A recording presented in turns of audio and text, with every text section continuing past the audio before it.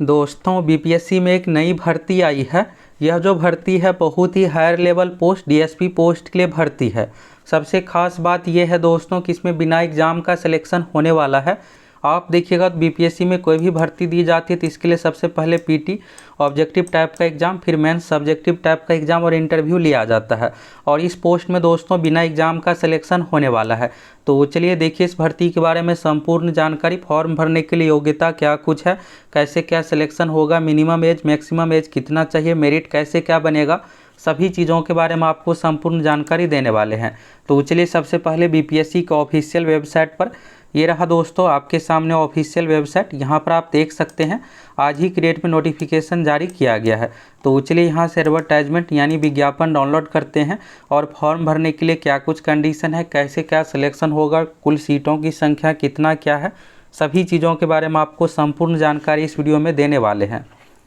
यहाँ पर आप देख सकते हैं बिहार लोक सेवा आयोग की ओर से ये विज्ञापन पब्लिश किया गया है और यहाँ पर विज्ञापन संख्या 25/2023। ये जो भर्ती है गृह विभाग के अंतर्गत आरक्षी शाखा बिहार पटना के अधीन बिहार अग्निशमन सेवा अंतर्गत सहायक प्रमंडलीय अग्निशमन पदाधिकारी, और पोस्ट में देखिएगा पुलिस उपाधीक्षक के समकक्ष, यानी पुलिस उपाधीक्षक यानी दोस्तों ये डीवाईएसपी पोस्ट के समकक्ष का पोस्ट है।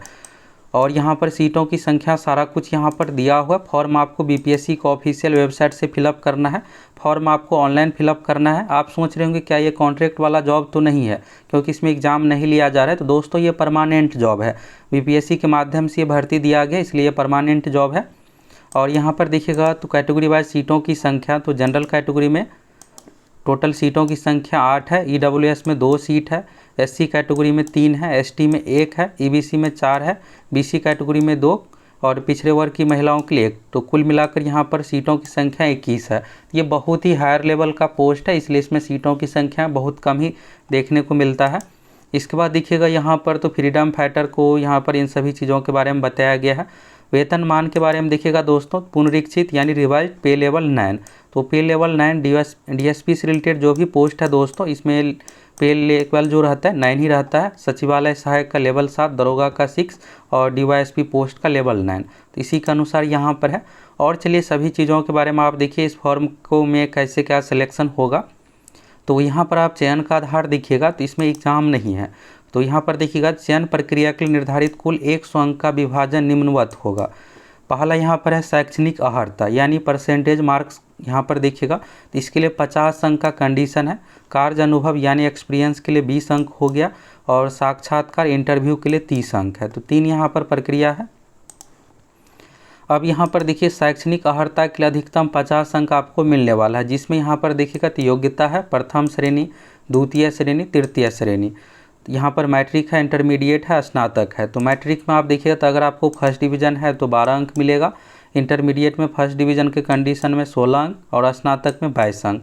अगर सेकेंड डिवीज़न मैट्रिक में है तो 8 अंक, इंटरमीडिएट में सेकेंड डिवीज़न के लिए 12 अंक और स्नातक में 18 अंक। तो यानी यहाँ पर देखिएगा तो 4 अंक का अंतर रखा गया। मैट्रिक में फर्स्ट के लिए 12 है तो सेकेंड के लिए 8 और थर्ड डिवीज़न के लिए फिर से यहाँ पर 4 अंक। तो यानी थर्ड डिवीज़न वालों को बहुत कम यहाँ पर नंबर मिलने वाला है। अगर आपका सभी में फर्स्ट डिवीज़न है तो यहाँ पर आसानी से आपका 50 अंक का वेटेज ये बन जाएगा। मैट्रिक में भी फर्स्ट डिवीज़न के लिए 12 अंक, इंटरमीडिएट में भी फर्स्ट डिवीज़न के लिए 16 अंक और स्नातक में फर्स्ट डिवीज़न के लिए 22 अंक यहाँ पर। तो यहाँ पर 50 अंक इस तरह से मिलेगा। अगर सेकेंड डिवीज़न है तो 4 अंक का अंतर यहाँ पर रखा गया है। ये हो गया दोस्तों अंक का कंडीशन। अब यहाँ पर देखिएगा तो अगर आप यहाँ पर है सीजीपीए ग्रेड से संबंधित है तो उसको आपको परसेंटेज मार्क्स इन सभी चीज़ों में कन्वर्ट करके देना है। तो इसको आप पूरा पढ़ सकते हैं। और यहाँ पर देखिएगा तो 10 वर्ष से अवधि प्रत्येक 10 वर्ष से अधिक प्रत्येक पूर्ण वर्ष के कार्य अनुभव के लिए 2 अंक और अधिकतम 20 अंक यहाँ पर प्रदान किए जाएंगे। और उक्त पद के लिए नियुक्ति का मेधा निर्धारण जो है यहाँ पर शैक्षणिक योग्यता एक्सपीरियंस इंटरव्यू के आधार पर किया जाएगा। और इस विज्ञापन हेतु यहाँ पर देखिएगा तो आवेदन आमंत्रित करने के पश्चात अभ्यर्थियों की संख्या को ध्यान में रखते हुए स्क्रीनिंग टेस्ट आयोजित करेगा। तो यानी अगर बहुत ज़्यादा फॉर्म फिलअप हो जाता है तो इस कंडीशन में स्क्रीनिंग टेस्ट भी भीड़ को हटाने के लिए एक तरह से पीटी एग्ज़ाम हो सकता है। तो इसका कम ही चांस है दोस्तों कि पीटी एग्ज़ाम लिया जाएगा, बाकी डायरेक्ट परसेंटेज पर ही सिलेक्शन होने वाला है। तो ये है कि अगर फॉर्म 20-30 हज़ार 40 हज़ार फिलअप हो जाएगा तब यहाँ पर स्क्रीनिंग टेस्ट एक पीटी एग्ज़ाम लिया जाएगा, बाकी मेरिट इसी के आधार पर बनने वाला है। आरक्षण का लाभ सभी कैटेगरी में आपको बिहार के निवासियों को दिया जाएगा। जनरल अगर आप है तो ईडब्ल्यूएस से संबंधित फॉर्म फिलअप कर सकते हैं। इसके बाद बीसी ईबीसी में नॉन क्रीमी लेयर प्रमाण पत्र आप सभी को देना पड़ेगा। इन सभी चीज़ों के बारे में यहाँ पर बताया गया है और यहाँ पर देखिएगा कैटेगरी वाइज सभी चीज़ों के बारे में है।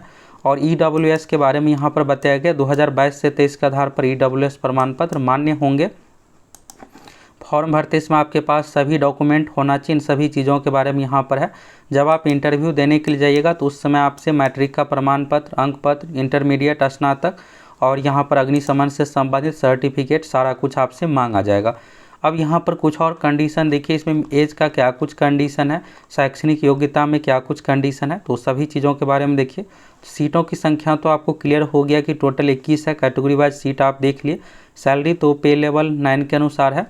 अब शैक्षणिक योग्यता में देखिएगा तो मान्यता प्राप्त संस्थान से विज्ञान संकाय से स्नातक, यानी साइंस से जो ग्रेजुएशन किए हैं ये इस फॉर्म को भर सकते हैं। तो मान्यता प्राप्त संस्थान से विज्ञान संकाय से स्नातक, यहाँ पर कोई सब्जेक्ट नहीं दिया हुआ है साइंस में, यानी अगर आपका ग्रेजुएशन किसी विषय से है, चाहे मैथ्स हो, चाहे फिजिक्स, केमिस्ट्री, बायो, किसी से भी है तो आप भर पाइएगा। और अथवा यहाँ पर स्नातक अग्नि अभियंत्रण, यानी फायर से संबंधित अगर आपके पास बीटेक का डिग्री है तो भी आप फॉर्म भर सकते हैं। ये अथवा है, ये ज़रूरी नहीं है। इसके बाद फिर से देखिएगा यहाँ पर अथवा है, यांत्रिकी ऑटोमोबाइल विषय में अभियंत्रण स्नातक की डिग्री वाले भी फॉर्म भर सकते हैं। ये हो गया दोस्तों।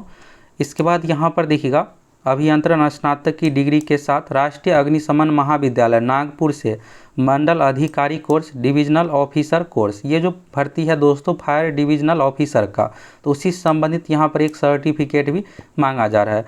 तो यहाँ पर नागपुर से मंडल अधिकारी कोर्स में उत्तीर्ण अथवा केंद्र सरकार द्वारा मान्यता प्राप्त संस्थान से वरीय पर्यवेक्षीय पदाधिकारी के लिए निर्धारित न्यूनतम 3 माह का प्रशिक्षण प्राप्त किए हो। यानी दोस्तों अगर आप यहाँ पर आपके लिए कौन सा डिग्री चाहिए तो यहाँ पर ये समझ लीजिए, यहाँ पर जो शुरू वाला है स्नातक का डिग्री ये आपके पास होना चाहिए। और दूसरा यहाँ पर मिनिमम 3 महीने का आपके पास एक्सपीरियंस होना चाहिए। अगर आपके पास ये सर्टिफिकेट होगा तो आसानी से इसमें आपका सिलेक्शन होने वाला है। ये हो गया। और इसके बाद अथवा जो लगा हुआ ये ज़रूरी नहीं है। इसके बाद यहाँ पर देखिएगा या तो आपके पास अधिकारी का कोर्स होना चाहिए अथवा यहाँ पर केंद्र सरकार द्वारा मान्यता प्राप्त संस्थान से वरीय पर्यवेक्षीय पदाधिकारी के लिए 3 माह का प्रशिक्षण प्राप्त अगर आप किए हैं तो आप इस फॉर्म को भर सकते हैं। तो यहाँ पर आपको क्वालिफिकेशन डिटेल्स में क्लियर हो गया कि साइंस से ग्रेजुएशन मांगा जा रहा है, साथ में 3 महीने का एक्सपीरियंस सर्टिफिकेट यहाँ पर ट्रेनिंग का मांगा जा रहा है। ये हो गया। इसके बाद यहाँ पर देखिएगा कम से कम 10 वर्ष का अग्निशमन क्षेत्र का कार्य अनुभव, जिसमें वरीय पर्यवेक्षीय पदाधिकारी के समकक्ष पद का न्यूनतम 2 वर्ष का कार्य अनुभव हो। यानी इसमें एक्सपीरियंस ये सब चीज़ें अच्छा खासा मांगा जा रहा है। पोस्ट बहुत ही हायर लेवल का है, डीएसपी लेवल का पोस्ट है, इसलिए इसमें इतना सारा चीज़ें मांगा जा रहा है। इसके बाद देखिएगा तो राज्य सरकार में पुलिस उपाधीक्षक के समकक्ष कोटि का वेतन स्तर 9 है और इससे अधिक स्तर के पदाधिकारी वरीय पर्यवेक्षीय पदाधिकारी के रूप में अनुमान्यता होगी। इसके बाद अनुभव प्रमाण पत्र संबंधित कार्यालय विभागाध्यक्ष का होना चाहिए। शैक्षणिक योग्यता जो आपके पास सारा कुछ होना चाहिए। 31 मई 2023 तक का निर्गत होना चाहिए। अगर इसके बाद का होगा तो आपकी उम्मीदवारी रद्द कर दी जाएगी। एज के बारे में देखिएगा तो 1 अगस्त 2022 को न्यूनतम 40 साल मांगा जा रहा है, अधिकतम 55 साल। यहाँ पर आप देखिएगा तो जो भी एक्सपीरियंस ये सब चीज़ों का कंडीशन है तो 21 साल 22 साल वाले तो फॉर्म भर ही नहीं पाएंगे, इसलिए यहाँ पर एज का कंडीशन 40 साल रखा गया मिनिमम। मैक्सिमम का कंडीशन 55 वर्ष है और सेवानिवृत्त यानी रिटायर्ड का उम्र रखा गया है 60 साल। तो यानी जिसका मिनिमम 40 साल और जो भी यहाँ पर एक्सपीरियंस क्वालिफिकेशन में जो भी चीज़ें मांगा गया अगर है तो आप इस फॉर्म को भरने के लिए योग्य है। बाकी यहाँ पर देखिएगा तो एज में छूट के बारे में अगर आप बिहार सरकार के सरकारी सेवक हैं तो यहाँ पर आपको एज में छूट मिलने वाला है। चयन का आधार के बारे में देख लिया आप, मैट्रिक इंटर ग्रेजुएशन में मार्क्स के आधार पर, फिर इसके बाद इंटरव्यू भी होगा और एक्सपीरियंस के लिए भी आपको मार्क्स मिलने वाला है। आरक्षण के बारे में यहाँ से आपको समझ में आ गया। इसके बाद यहाँ पर आप देखिएगा अन्य चीज़ों के बारे में तो फॉर्म का फीस में बहुत ही कम रखा गया है। सामान्य अभ्यर्थियों के लिए 100 रुपये रखा गया है, SC ST कैटेगरी में 25 रुपये रखा गया है और महिला कैटेगरी के लिए यहाँ पर 25 रुपये। अगर आप अन्य कैटेगरी से है तो 100 रुपये आपको पेमेंट देना पड़ेगा। ये फॉर्म आपको ऑनलाइन फिलअप करना है BPSC को ऑफिशियल वेबसाइट से और ऑनलाइन ही आपको पेमेंट करना है। फॉर्म भरने का जो डेट रखा गया 2 मई 2023 से फॉर्म भराना शुरू है, 31 मई 2023 लास्ट डेट है। तो लास्ट डेट से पहले आप सभी को फॉर्म फिलअप कर लेना है।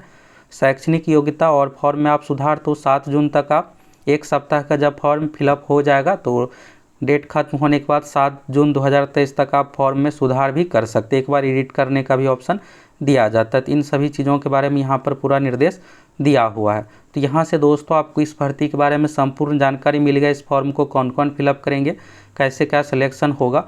और हाँ दोस्तों, आप में से कौन कौन बिहार दरोगा, बिहार एसएससी, बिहार पुलिस भर्ती की बेसब्री से इंतज़ार कर रहे हैं, कमेंट करके ज़रूर बताइए। देखते हैं आप लोग में से कौन कौन किस भर्ती के इंतज़ार में है।